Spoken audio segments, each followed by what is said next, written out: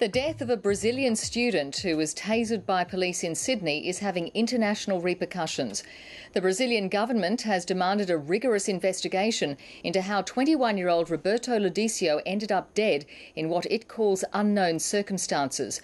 The student's family have flown into Sydney and engaged lawyers to help them find out what happened. Faced with growing anger and demands for justice, the police minister today made an unscheduled visit to the Brazilian consulate to reassure officials about the investigation. Ben Worsley reports.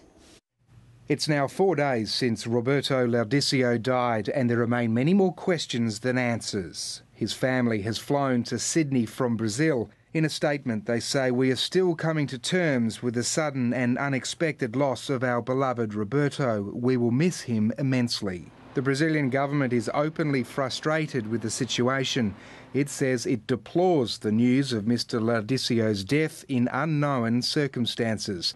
The New South Wales government is aware of the sensitivity of the case.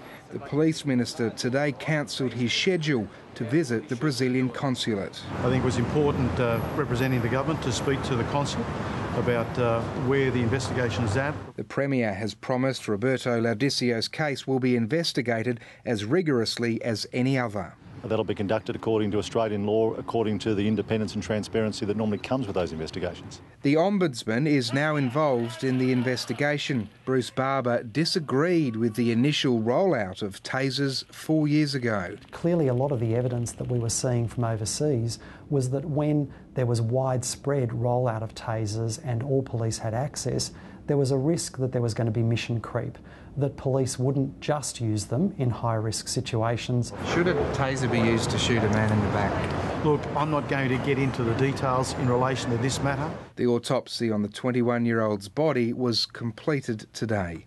Ben Worsley, ABC News, Sydney.